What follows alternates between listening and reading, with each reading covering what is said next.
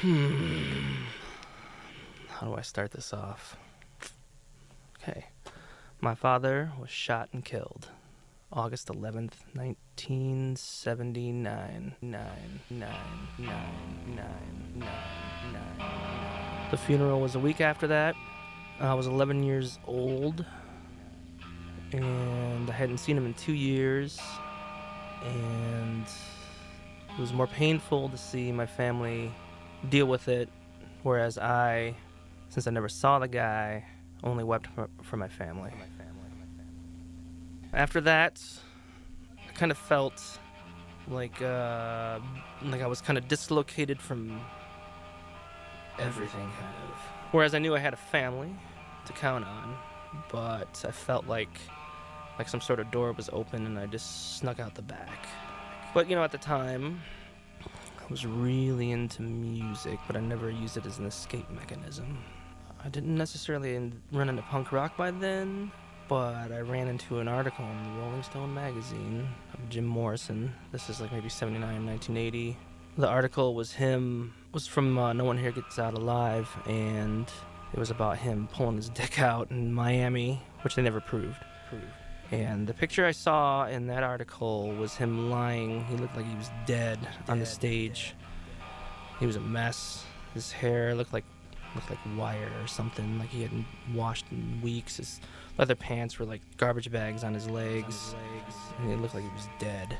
And from there on, I thought this was pretty interesting, considering this is the guy that wrote Light My Fire. I read the article and it kind of, I don't know, it just made me feel like everything was a little more messed up than expected. Following year, summer of 1980, my Uncle Rene had an 8-track of The Doors 13, handed it to me, said I could have it. It was broken, couldn't listen to it the entire vacation I was down there. My uncle's buddy fixed it for me, and then I took it home back to Michigan. Threw it in my 8-track tape player, and I don't know, it was weird. It was like nothing I'd ever really heard of, because I felt like there was like some sort of weird devious dude talking about unknown soldiers and asking little girls if they're lost. I can't remember the other songs on there, but I just remember that was like the turning point right there and then was when I figured out everything was not right. And to be a little cynical, it was okay to be cynical. The doors of perception was blown open. Or something, I don't know. So, okay. Jim Morrison and the Doors. Jim Morrison was not an idol or a sex god or a poster dude or something. He didn't make me want to get high or get wasted or get all fucked up. And the music didn't necessarily influence me in any way to make music like that, because that shit was so creepy sounding. It was definitely like very dark. To me, Jim Morrison and the Doors were the dudes that were crawling on the floor. Like there was no glamour in music. I graduated from high school in 1986, Gaylord, Michigan. I always call myself a casualty of the 80s. When you grow up in the 80s, it's like you're force-fed a lot of synthesizer music. Some of it was okay. So basically, around 86, being out of high school with absolutely no plans and no plans for college or anything, I moved to Florida and hooked up with one of my big influences in my life, a guy named Keith Lucas. I knew about stuff like the Butthole Surfers, but I didn't really understand the impact until I heard the album Locust Abortion Technician, and that like messed me up for life. From there on, I left Florida. From there on, I felt like I was leaving. It was 1987, and I had already started leaving the 80s and like everything that came with it, and started to discover that the fact that people like the Butthole Surfers, Scratch Acid, Sonic Youth were a bunch of punks that were dropping acid, getting naked, making porn, and just like being a complete mess. That was like another part of American music that was so seedy and so creepy that you couldn't help but embrace it and want to be part of it.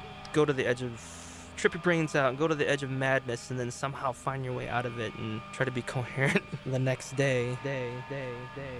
So after the 80s had dissolved right in front of my eyes, the whole neon, all that shit, or whatever it was, the pastels, I felt like I headed back to the woods and was looking for someone making illegal substances or something, or some weird inbred family, or some freaky acid eater that was left over from the 60s.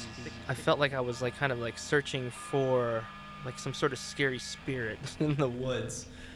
And after experiencing the whole Butthole Surfers Scratch Acid thing, I embraced the whole absurdity of like what music is, and like kind of challenging people's perceptions and stretching it, like just going as far as you possibly can with something and not really giving a shit what people thought. The spring or summer or fall of 1989, I met a man named John Olson in Lansing, Michigan, and we started playing music together. We were doing our little grungy thing for a couple years. We were in and out of bands together, starting new bands, breaking up bands, stuff like that.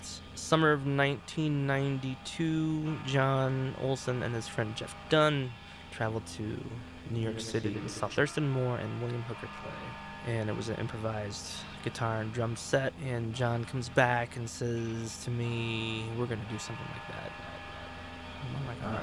So we hook up in this bike shed and start playing some racket. He's doing improvised drums and I'm still playing kind of like rhythmically, and I didn't get it. It wasn't until like the next year we started up this band called the Breckman Duo, and it started getting a little more fierce and a little bit more like off the hinges, and I was starting to get it. But it wasn't until I was over at John's house and was doing a term paper, and he played me Dead Seas Trapdoor Fucking Exit album. 6th track, Barry, came on. It's a 20-minute long track, and it completely like blew my mind. And then John invited me to play with Jeff Dunn, and they had a room, an extra room where they put all their equipment in. It was called the Rocket Room. And Jeff had played guitar, John played drums, I played guitar, and we turned everything up, and it was like the loudest, craziest stuff I had ever heard in my life. And for 45 minutes, as I played guitar, as loud as I possibly could, mixed in all of this noise, I laughed the entire time because it was just so outrageous, and I'd never experienced anything like that. It was pure spiritual elation. Right there and then I crossed over to the dark side, and there was no coming back. So for the next year or so, we played 5 nights a week, doing gravity bongs out of a road cone. From there on, and we recorded probably like 60, 70 cassettes. And from there on, I felt like things that made sense wasn't what I was looking for. And Olson and I continued to play for the next couple years, hooking up occasionally, sometimes just together to drive around car parking lots with our noise equipment like stereos, and I would be throwing around or shaking a stereo while it's going through my amp with several distortion pedals or whatever for 15-20 minutes, and then we would leave. As soon as we would know when campus security would come to kick us out, we'd always beat them to the punch. Alright, the thing is, when you're playing this type of music, this noise, experimental, weird shit, you're like a fierce individual. You aren't looking for crowds, you're not looking for fanfare, you don't care if anyone likes your stuff. And that can be damaging because when you want to play something coherent, you feel like you're doing something wrong. Like I said, once you cross over to the dark side, it's not necessarily evil, it's just like a deconstruction of everything that you knew musically, in theory, is irrelevant. And since when Olson and I were playing that noise stuff with Jeff back in, it was like 93, like 18 years later, I still crave for that. You know, it's like something that I'm always looking for. I want my mind to be blown. And it's like 18 years later, experimental music is relevant.